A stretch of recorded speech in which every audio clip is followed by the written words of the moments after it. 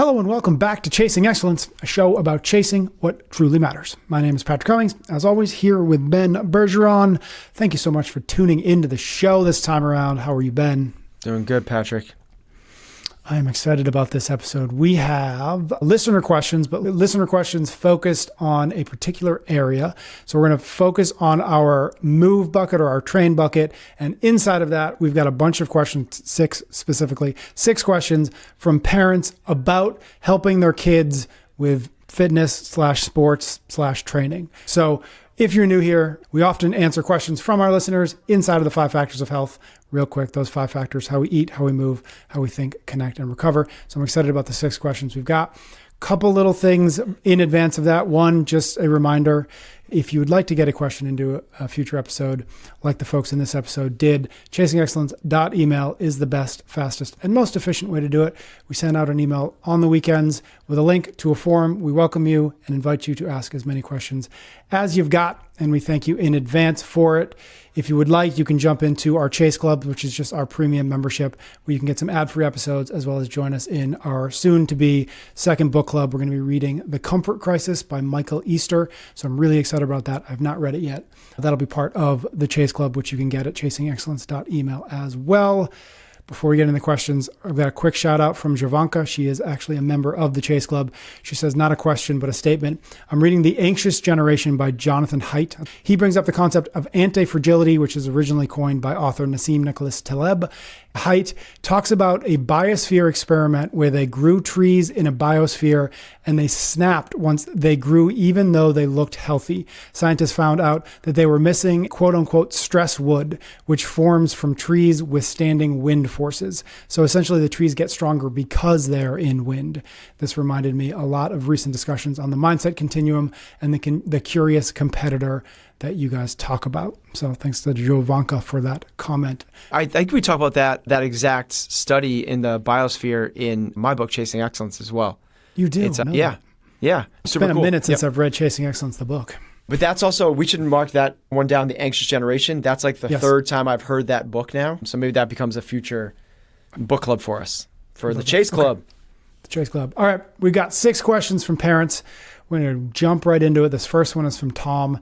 He says, my 11-year-old son is starting his first year in the Swiss Ski Talent Program next season, slalom in G5, or GS. I think that's maybe GS. GS, it's GS. Okay, cool.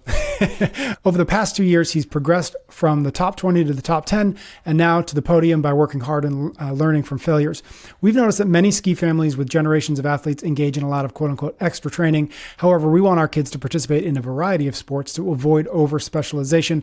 Both our kids, 11 and 8, already cross-train with ice hockey and ski mountaineering in winter and athletics and cycling in summer.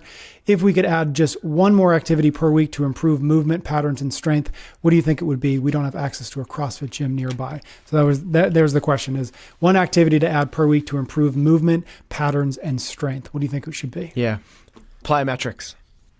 Jumping, bounding, explosive work. It's at really, when you think of athleticism, most people refer to what is at its core plyometric. It's speed, quickness, agility, power. That's what plyometrics are. For a ski racer, the transferability would be incredible because it's that really kind of that sweet spot of being able to move your body quickly but powerfully. And for a slalom racer, the quickness matters. For a GS racer, it's the combination of both. And he's young, he'll end up doing Super G and other stuff, which is more the strength side. But for sure, plyometrics, what I mean by plyometrics is just different forms of bounding and jumping. There's a lot of good Instagram handles that speak to this as sports coaches, but you could also just do it on your own. And it's very low rep, so under 10 for sure, but most plyometrics are done in like the 1 to 3 rep range. So a quick little easy example of this would be, the simplest is a box jump, right? Jump up on a box, you're trying to jump on higher and higher boxes. One of the ones that I really like is a couple lateral hops over a hurdle. If you don't have a hurdle, get a broomstick and just have them jump over a broomstick. You prop the broomstick off of a bench or a chair and have them jump over that, and then one big forward bound. So you go like over, so right, left, jump forward. And the more explosive an athlete is, essentially the better the athlete is, all else being equal. It's an incredible tool, and you can use it at any age. They're kind of relatively crazy safe to do as long as you don't overtrain them. And as long as you stay in that 1 to really think like 4, 5, 6 rep range, that's kind of the real sweet spot for plyometric work. All right, cool. That was from Tom. Next question is from Matthias. He says, my 8-year-old son was on a soccer team where the coach prioritized winning over inclusivity. As a result, my son wasn't picked for 4 consecutive games and came home feeling like a bad player. I decided to withdraw him from the team, and now he's thriving in other sports. Was it the right choice, or should I have told him that you need to work harder to be picked? No, it's the right choice. I know that there's this big thing of like, try to get your kid on the best possible team. If they're not traveling, multiple states on every weekend to be able to compete against the highest levels of competition, then you're not one of the cool kids. I could not disagree with that more. From Malcolm Gladwell to a whole bunch of different studies, it showed it's much, much more beneficial to be a big fish in a small pond than the reverse. For everything from not only self-esteem of like actually getting some time and actually being feeling like a valued member. We're Maslow's hierarchy of needs. Like you want to have a sense of belonging, and there's this hierarchy we're hierarchical beings, and kids know where they stand on the totem pole of every team. And it does not feel good to be somebody that is not contributing or not valued. And that's just a surefire way for me to like burn out or something else. There's these kids that we talk about with our other parents that their kids will travel, and it sounds like it's Matthias's kid. Matthias's kid was one of these, and credit to him. There's these kids that will travel, we're in Boston, travel to Canada and Minnesota and all over the place for these hockey teams, and they ride the bench. And they're not getting any playing time. They're not getting any games. They practice with these great kids, but most of them are just being jam-packed with travel and games. That's what the majority of these teams are now, because it has become a business. And it's like, we got to get the kids playing in these tournaments and winning. And that's what the coach is rewarding for. That is not, it's one of the big detriments of youth athletics, in my opinion, in America right now. This doesn't happen in other countries. In other countries, they value practice time and development. Here, we value game time and winning. Those are the exact polar opposites. Instead of getting lots of touches in practice and learning how to play the game better in games, they do the opposite. They do lots and lots of games, not practice. And if you're not winning, the sidelines of these 10-year-old games and the parents freaking out when the team scores a goal and like being crushed when the other team scores a goal. It's like, why does that matter at all? Other than you've put a premium on winning, which has been disseminated to your kids, and you don't want to have that really bad car ride home because your kid is going to be a mess. This is Matthias' spot on. It's so much more beneficial to be a big fish in a small pond, not only for self-esteem, not only for a sense of belonging, but also your kid is going to get more touches. If we're here for development, they're going to become better. They just need touches and touches and touches. It's one of the things that when you go and watch a soccer practice, like I would measure a soccer practice at that age, certainly under the age of 10, just by how many times are they touching a soccer ball. Like game theory, strategy, placing, spacing, all these things that coaches put so much emphasis on. They're going to learn how to play the game. They're going to figure out how to play the game. Yeah. What they will not figure out is how to become better soccer players. It's actually the exact opposite, and this makes sense. There's an incredible European soccer league coach who's like, he's one of the best soccer coaches in the world. He's like, my job is not to make better soccer players. My job is to get them to work together as a team. Well, it's the opposite at the youth age. At the youth age, the goal is to develop soccer players, not to get people to win. Like, that's not what it's about. So this is a really long answer to saying I completely agree with Matthias's standpoint that he should be pulling his kid out of that out of that team and out of that league. Yeah, I agree with you. And I'll just say my oldest is 7, and I can't even fathom him playing soccer, basketball, whatever, and being such a priority on winning that my kid wouldn't play.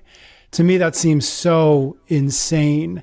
And I think for me, again, with a 7-year-old, my priority for him playing is, are you enjoying it? Not because like life is all about enjoying things, but because if he ever does actually want to get good at soccer or basketball or whatever the sport is, it's only going to come on the back of like, he has fun with it. He has fun with it. So he does more of it. So he practices in the backyard. So he looks forward to the next game. So he looks forward to the next season. And if I kill that at 7 or 8, if I kill the fun because he's not winning or he's not playing enough or he's not developing at a certain speed that's some sort of arbitrary measurement, well, when he's 10 and 11 and 12, he's just like, he's going to look at it like, do I want to do that anymore? Nothing I've done so far has been particularly fun. So am I really going to invest my energy or my effort into getting a little bit better at soccer or a little bit better at basketball? And I just got to think, no, he's probably not going to. Yeah. It's a measure what matters thing, right? Like what you measure gets improved. If the team and the organization, the coach value winning above all else, yeah, you're not going to play the underdeveloped kid. Like you're not going to. But if it's about the development of the team, about the development of each individual and development of their character and their skills, well, it's a totally different ballgame. And the problem is that youth sports is a business now. Yeah, that's completely the difference. So how do you measure what is a good successful organization? Well, it's the one that wins states and regionals and nationals. Like that's how you do it. And the team that wins the most is the best organization. Unfortunately, that's not the case because that's a transactional coaching experience where we need transformational coaches. And transformational coaches are going to be out of a job if that's the metric for success. Yep. All right. Thanks, Matthias, for the question. Next one we've got is from Johans. He says, my 10-year-old son is a dedicated soccer player. With the school year ending, we will be on a 5-week summer trip to Europe. I want to use this holiday as a quote-unquote preseason training period to help him get stronger and better prepared for more physical matches. He is on the lighter side for his age, with some peers being 10 to 15 kilos heavier. How should I approach this preseason training? Again, I think he said 5 weeks. Yeah. Okay, so 5 weeks summer training program. They're going they say on vacation? Is that what they're doing? Yeah, 5-week summer trip to Europe. Awesome. Okay. And he's way undersized. That's 12 to 30 pounds lighter than everybody else. How can we use these 5 weeks to kind of bulk him up, get him ready for the physicality? You can't, and you shouldn't. The goal is not going to be to get him beefier in those 5 weeks.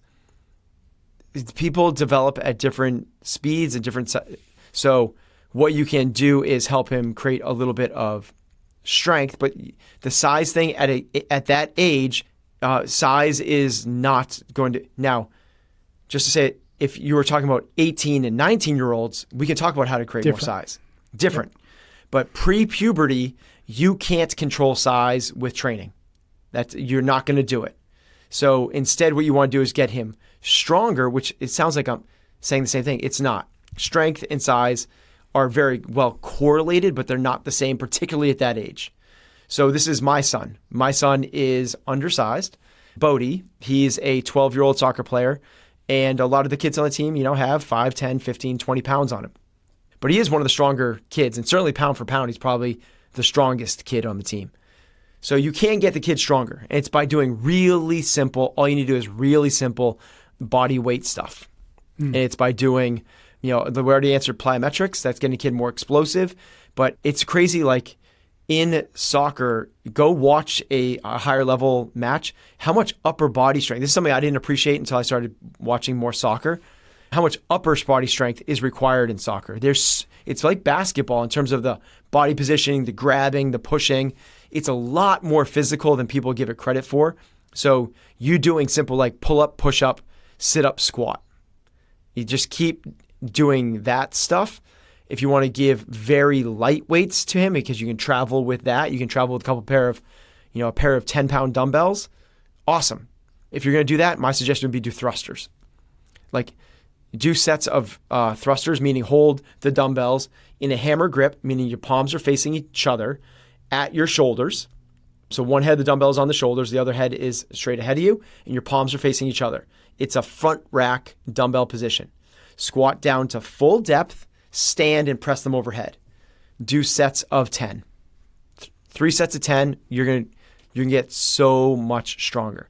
Now here's the thing I would actually suggest that they work on in these 5 weeks is speed. Is speed. Strength is gonna come over time, size is gonna come over time. It's not the biggest differentiator, particularly at this age. Even with the kids 10 to 15 kilos heavier than they are, you're still not going to out-muscle those kids. Make it so they can't catch them. And the best way to do that is short duration, moderate hill sprints. So find a moderate hill, meaning not like a mountain, but something he can use his normal running mechanics on. So it looks like he's normally running. Not like he's running up a mountain. A good example is to be like running up stairs. If you're running up stairs, it doesn't look like you're running. But a little incline and do short sprints up an incline.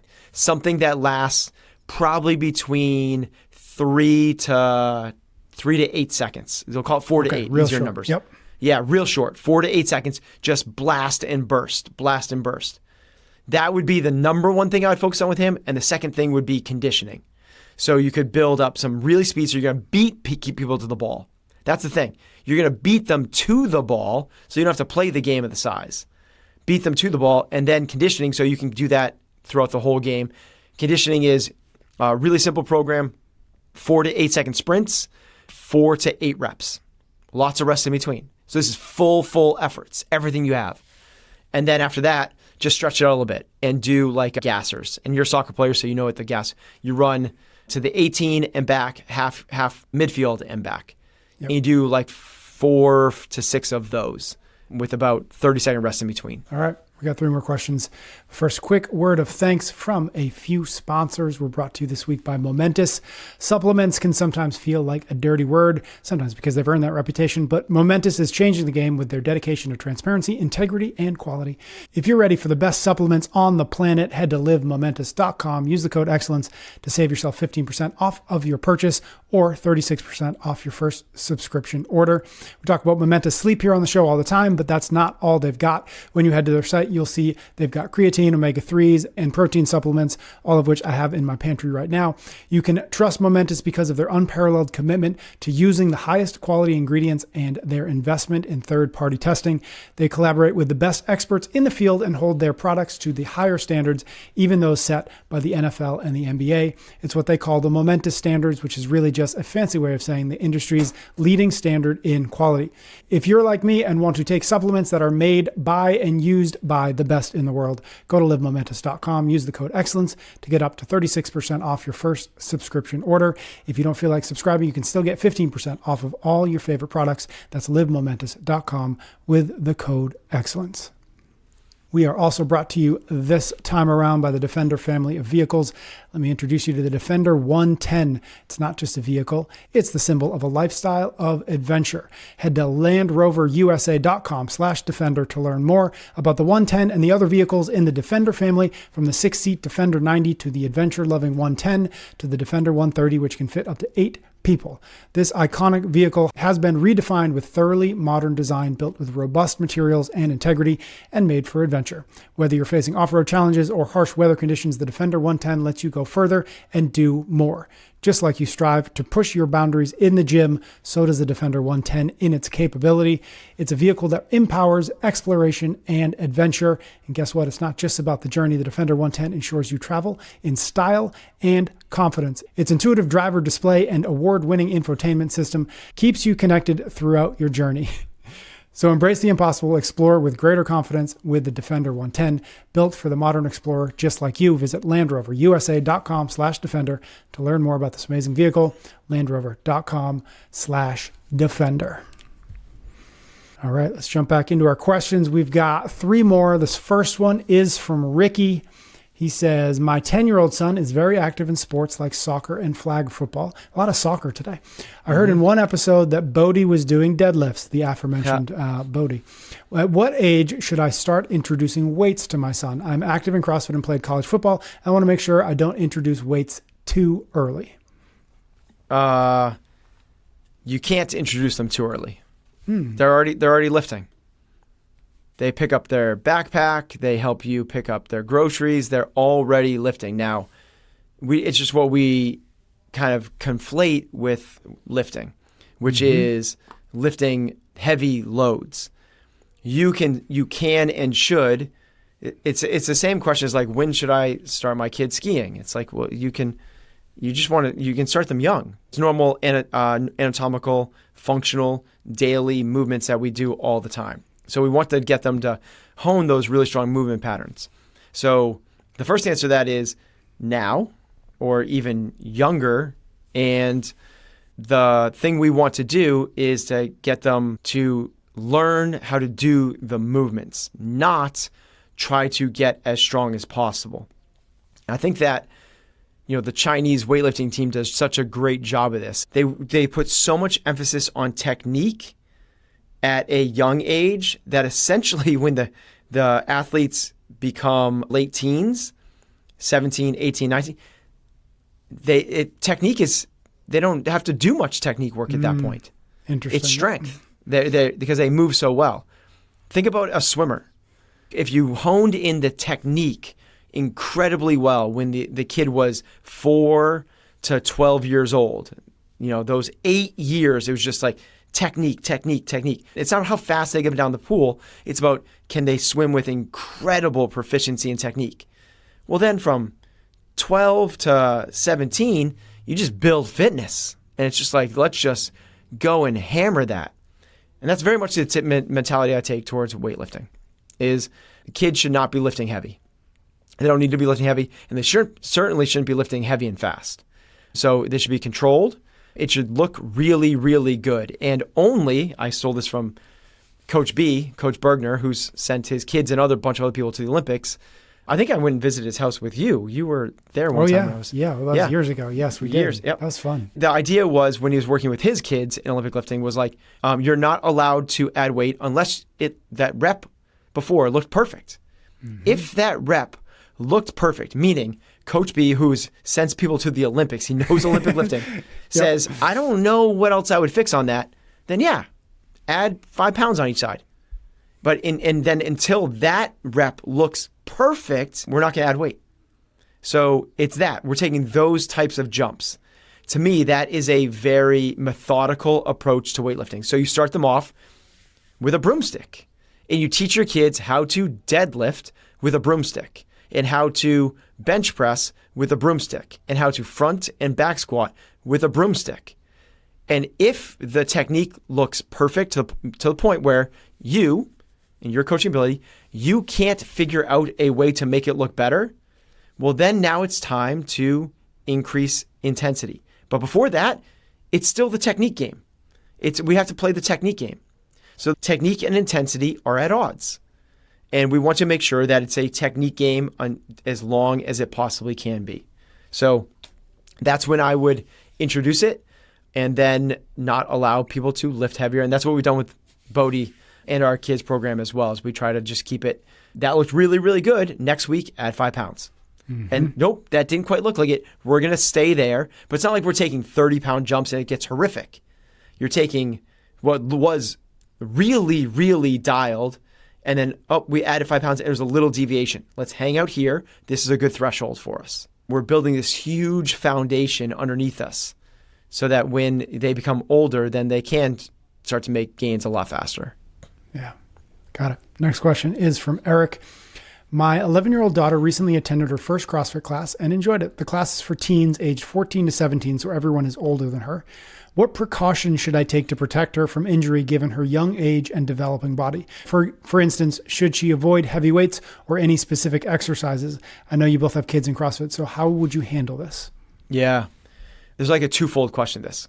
For somebody that's beginning, period, I would avoid certain movements. Yep. So by which you mean yes, adults correct. or kids? Got it. Yes, okay. Thank you for clarifying. For anyone starting. And that is like the full complexity of the Olympic lifts when they're done to their full.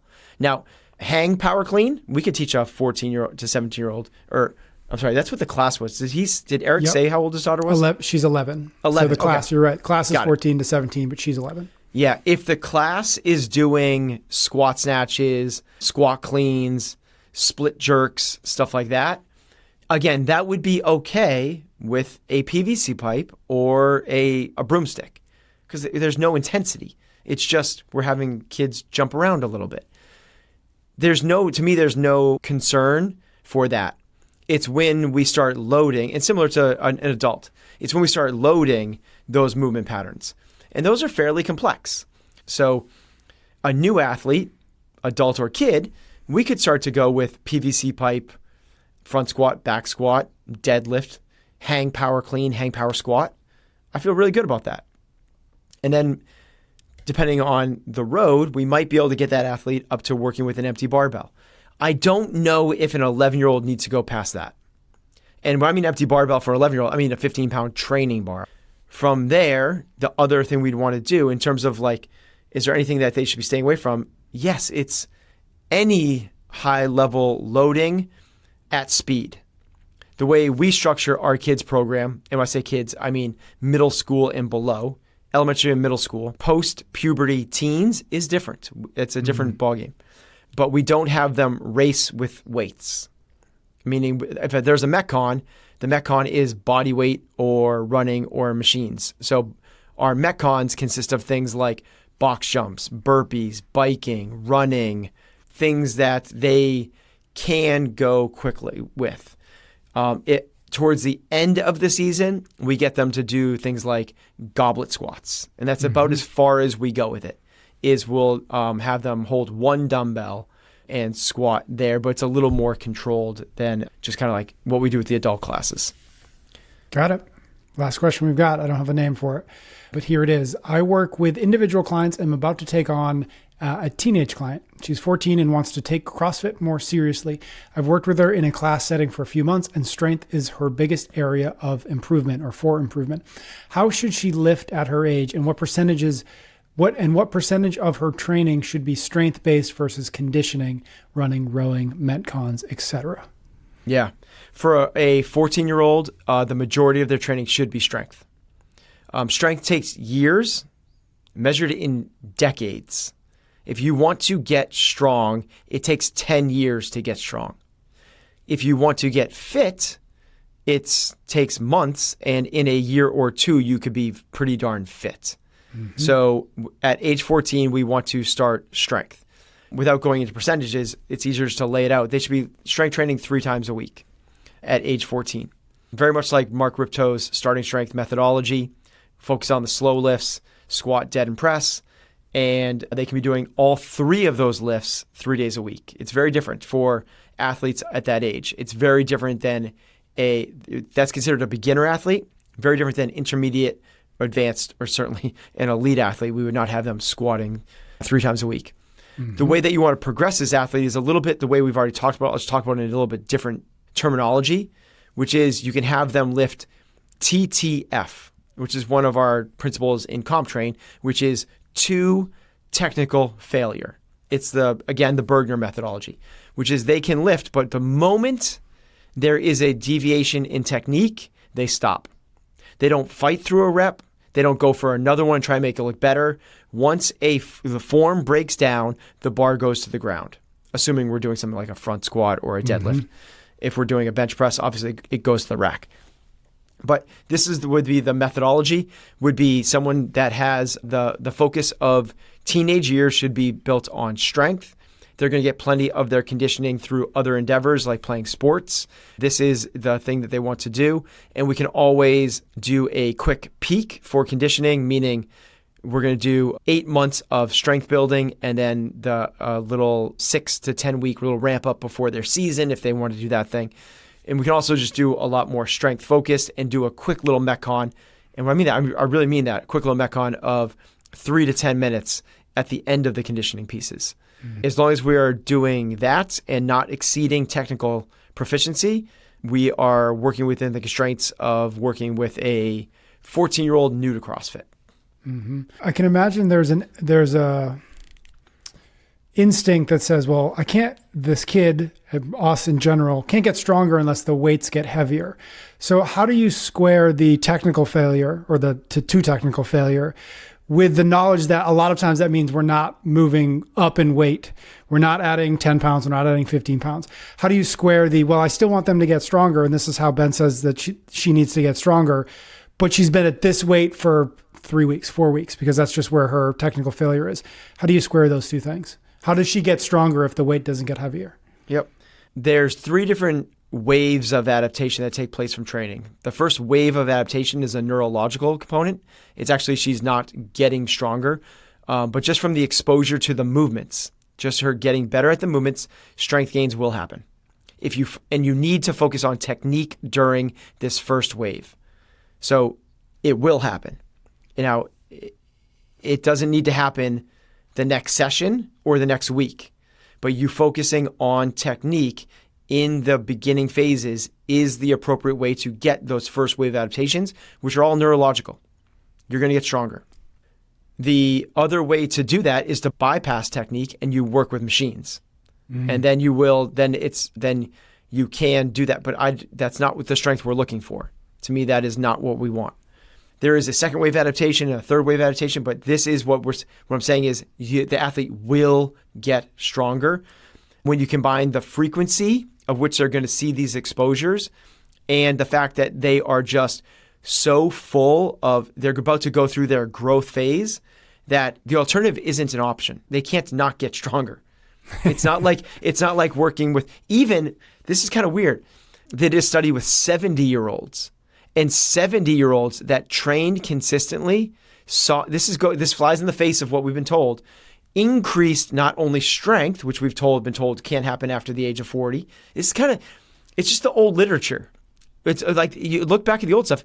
There's reports out there from exercise physiologists that say females can't do pull-ups. Like in our community, that's just like, it's insanity. It makes no sense because we know they can.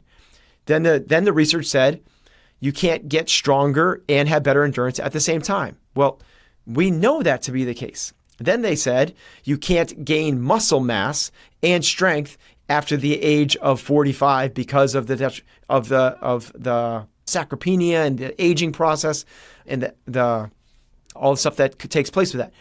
Yet there's studies showing that 70-year-olds are gaining muscle mass. You can do it at any age. Now, this is the opposite of that. Even without this athlete doing anything, honestly, just the actual aging process, you gain strength. Meaning if this athlete never went to the gym, it just makes sense, right?